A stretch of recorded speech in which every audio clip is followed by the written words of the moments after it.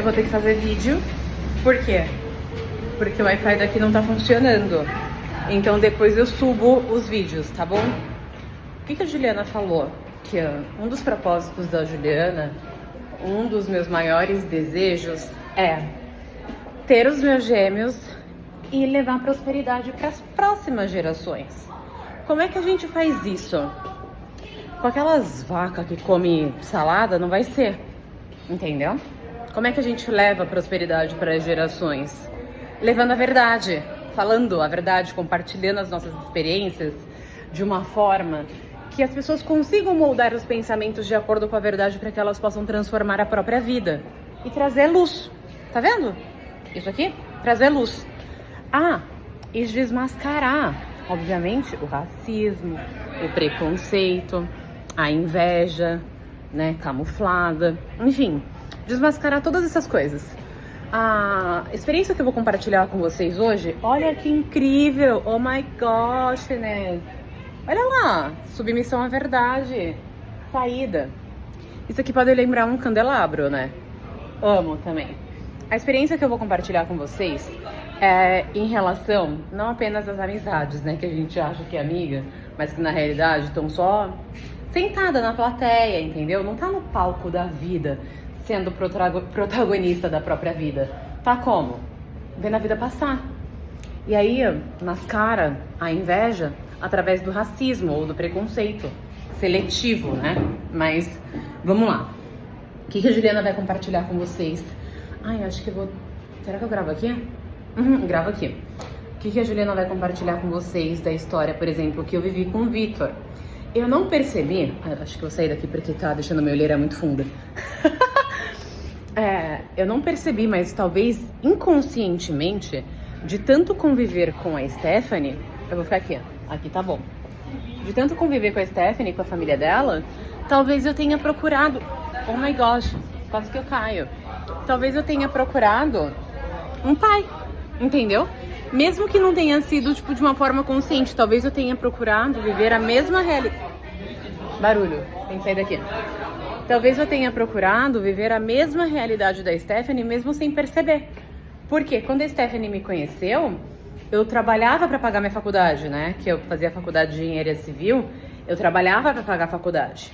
E o que eu percebi, por exemplo, com todas essas mudanças, com todas essas transições, né? Ou mesmo com a experiência, tipo, com o Rodrigo. Eu lembro... Você tá com o pessoal desse grupão? Você tá com Sim. Me dá só um minutinho que eu tô gravando o vídeo, rapidinho. Então, e aí o que aconteceu, né? Ai, que raiva. E aí, tipo, o que aconteceu com essa experiência, por exemplo, tipo, do Rodrigo? Eu lembro que ele pegou, ele arquitetou tudo, né? Pra eu sair da casa do Vitor lá no dia do aeroporto, me manipulou as minhas emoções e tal, porque ele já sabia que eu era reativa. Ele sabia a decisão que eu ia tomar, entendeu? E aí quando ele viu a realidade, bem no comecinho, ele usou essa seguinte frase: eu não gosto de pelada. E eu nem sabia o que significava isso, né? Eu vivia dentro de uma bolha. Eu vivia dentro de uma bolha com os meus pais, porque eu trabalhava com meus pais, né? Tendo um negocinho ali. Como camelô, depois meu pai montou a lojinha dele, enfim. Viver dentro de uma bolha. Via as maldades dos concorrentes e tudo mais, mas ainda assim era uma bolha porque eu estava protegida pelo meu pai. Depois eu fui trabalhar, tipo, lá na Renac, lá no Hernandes Blanco. E aí eu comecei a ver, tipo, as maldades e tudo mais. E ali eu convivi muito com a Tuca e com a Ruana, nessa época. E com o Bruno. O Bruno também é um palmeirense, mas eu não lembro o sobrenome dele, mas ele é super querido. Com o Thiago também. E aí depois eu fui conviver com o pessoal da faculdade, que é pessoal, tipo, da engenharia. Enfim, e quando eu saí da casa do Vitor, eu fui conviver com o Rodrigo. E aí ele falou essa frase pra mim: não gosto de pelada. Só que eu não conseguia, tipo, compreender. Depois que eu passei toda aquela transição, né? Tipo, de sair da casa do Vitor pra ir morar sozinha, pra ver a vida real, como que é mesmo, né? A vida de um adulto, pagando, tipo, aluguel e tudo mais. O que eu percebi? Que o Vitor, ele não tava sentindo nenhuma empatia por mim. A Juliana tá pegando ônibus, a Juliana tá fazendo isso, tipo, a Juliana como que é? Tá sofrendo? E não tô falando que ele tenha que sentir por mim, eu digo, de sentir responsabilidade nem nada. Mas eu lembro que antes de sair da casa dele, eu tenho até vídeo que eu gravei e postei no Close, né, assim, no privado, no Facebook. Ele prometeu que ia vender o Jeep E aí ele ia me dar o dinheiro do Jeep pra eu conseguir... Você não tava nessa galera que eu tava acompanhando, né? Espera só um pouquinho, rapidinho. Eu tô com o pessoal, tipo, lá de cima do café. Então, aqui não pode ficar. Ai, me desculpa. Então, deixa eu subir. Então, e aí... Ai, eu me perdi o raciocínio. Ai, me perdi no raciocínio. Ai, sim, do negócio do Jeep. Ele falou que ia vender o Jeep pra eu conseguir me virar. E aí, simplesmente, ele não vendeu o Jeep. Ele não vendeu e ficou, né, me condicionando lá aquela quantidade X por semana e continuava pagando a minha faculdade, não sei o que, mas o cartão, tipo, não. E aí eu tenho certeza que, tipo, várias mulheres vivem isso. Mesmo, só que assim, elas não percebem, porque eu também não percebia. E aí, de novo, quer dizer que a culpa seja sua? Não quer dizer que a culpa seja sua, mas a partir do momento que você percebe a realidade, que você se identificou, você tem que tomar algumas decisões, sabe? Algumas medidas de, nossa, o que eu vou mudar? O que eu posso fazer para mudar? O que eu preciso desenvolver? Quais habilidades eu preciso desenvolver? Para que eu não possa mais ser escravizada tipo, dessa forma inconsciente mais? Entende? Consegue compreender tipo, o que a Juliana tá falando? Enfim. E aí aconteceu isso com a história tipo dele. E eu percebi que, por exemplo, que se fosse uma filha dele ou um filho dele pegando ônibus, isso, aquilo, outro, ele sentiria. Mas como que é a Juliana, ele não sente. E aí a gente pode fazer, agora que eu tô vendo essa janela, isso aqui tá muito bom. A gente pode fazer uma analogia com... Ai, caramba, agora que eu tô vendo essa janela, a gente pode fazer uma analogia com literalmente que os olhos são as janelas da alma, né? Obviamente que você pode ser influenciado, tipo, e tudo mais, que as pessoas, elas têm que ter responsabilidade, mas é aquela coisa. É fácil a gente tomar uma decisão e enxergar de uma forma quando é com a família dos outros. Mas aí, quando é com a sua família, você enxerga de uma forma errada. Ou uma forma, tipo, distorcida, de uma forma diferente. Ou seja, a sua visão tá distorcida. Tem um desvio de caráter aí. E aí, vamos lá pra vida real. Gente, eu já falei pra vocês, né? Eu vivi... Ai, será que tá aberto aqui? Porque eu queria entrar lá pra mostrar pra vocês. Não tá aberto. Mas, enfim. Eu vivi os dois mundos, né? Eu já falei pra vocês. Dos fudidos e dos ricos.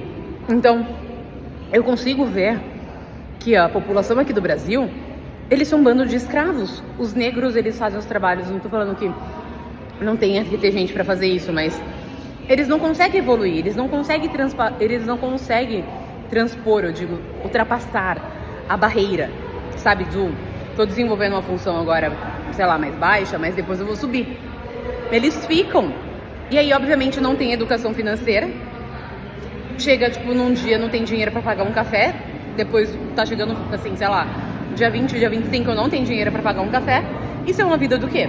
É uma vida de escravo. É uma vida de escravo. Se você vai pra Zona Sul, você consegue ver que a população, a maioria das pessoas que vivem bem, são pessoas brancas. O Brasil é um país de escravo. Aí vai falar assim, ai, mas eu não concordo, mas eu não sei o quê. Tudo bem. Você pode não concordar com a realidade. Mas por que você não concorda com a realidade? Porque você não viveu o que a Juliana viveu, né? Você não viu o que a Juliana vê.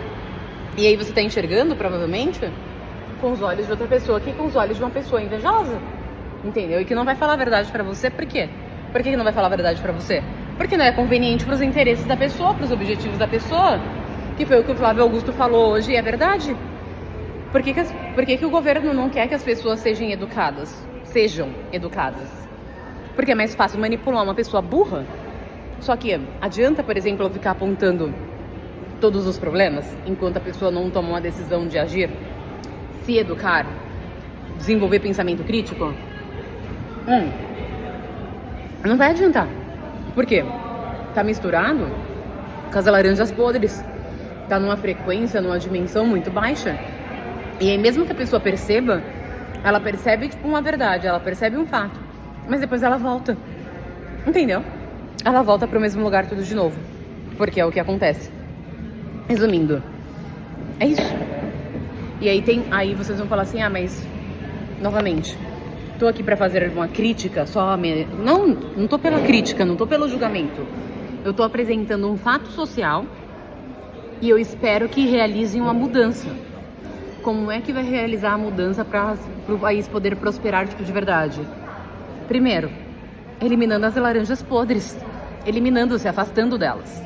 Segundo, submissão à verdade, não relativização da verdade. Entendeu? Compartilhar as suas experiências. Porque vocês viram que a população brasileira é formada por essas famílias aí. Antes eu vi um dado que há 100 anos atrás, as pessoas elas confiavam nos pequenos empresários, né? Que eles dominavam muito mais do que as grandes empresas, que hoje em dia faz essas, assim, as campanhas e escala e consegue, eu digo, ter uma remuneração tipo maior, consegue vender mais porque faz uma propaganda, enfim, um marketing que alcança uma massa muito maior. Só que antes as pessoas confiavam nesses pequenos empresários, eles que dominavam. Só que hoje em dia não, porque a confiança também mudou. E eu não tô aqui vindo falar palavras bonitinhas pra vender pra vocês um produto mostrando a casa fodida que a Juliana morava, que a Juliana mora, e a casa que a Juliana tá morando agora. Não é pra isso. É só pra mostrar pra vocês por que as pessoas não têm empatia. Por que elas tratam os de fora de casa de uma forma e os de dentro de casa de outra forma. Por que sim, o Brasil é um país de escravos. É só avaliar os dados, entendeu? E obviamente que todas essas pessoas, elas têm que ter incentivo para querer se desenvolver, né? Para desenvolver confiança, para mudar, para fazer as coisas acontecerem. Porque imagina se todas essas pessoas, por exemplo, que foram condicionadas a essa limitação, que não foi só a Juliana, né? Os filhos e tudo mais, essas pessoas poderiam estar desenvolvendo novos empregos, um novo mundo. A McKinsey tem aquela matriz que é do Horizonte 1, Horizonte 2 e Horizonte 3. O Horizonte 3 é de um novo mercado, entendeu? De criar um novo mercado. Por que essas pessoas não estão se desenvolvendo? E nem estão desenvolvendo, contribuindo com o desenvolvimento de outras pessoas? Porque elas não têm estímulo, vida fácil, entendeu? Porque simplesmente os pais ou, sei lá, alguém mais próximo, por conveniência, trata essas pessoas tipo, de uma forma do qual elas são condicionadas à limitação. Nunca vai alcançar a essência delas de fato. Eu tô falando isso para que gere uma mudança, entendeu? Uma mudança para que essas pessoas que estão numa classe social mais baixa, que elas consigam ascender, viver com dignidade. Essas pessoas, elas trabalham 7 por 7 dias por semana. Elas não têm tempo para viver, entendeu? Não tem tempo para viver. Quem dirá para se educar? Como é que elas vão ter tempo para se educar? Como é que elas vão ter tempo para estudar? Não tem. Vai desenvolver capacidade tipo, de desenvolver essa questão da educação financeira como? Sendo que o dinheiro que elas recebem é pra comer. E por que a Juliana tá falando isso? Porque eu passei por tudo que essas pessoas passaram. E pior, né? Depois de ter vivido tipo, uma vida com um padrão social legal. É pior. Mas em algum momento vocês me viram abrir a boca pra ficar reclamando, pra ficar me vitimizando? Ou seja, essas pessoas que estão se vitimizando... porque agora são elas que estão nessa posição ruim, aí tudo bem você sentir dó delas. Mas aí se fosse, por exemplo, essas pessoas que se fodem todos os dias naturalmente, que são as pessoas da classe mais baixa, aí não tem problema, porque não é elas, né? Mas que bom que você sentiu a dor dessas pessoas, mesmo que seja o mínimo, né? Sendo traída, ou enfim, passando alguma dificuldade financeira. Pra aprender a tratar as pessoas como humano, que é o que todo mundo é. Mesmo que a tua cor seja diferente, teu cabelo seja diferente. É questão da gente desenvolver até as 3 pétalas. A paciência infinita, a tolerância infinita. Eu não sou ninguém pra falar, porque eu não desenvolvi ainda, né? E o amor infinito. E é isso. Vou subir esse vídeo quando tiver internet. Cuidado com as laranjas. Quantas laranjas aqui? Pera aí. Só aqui, ó. Oh my gosh.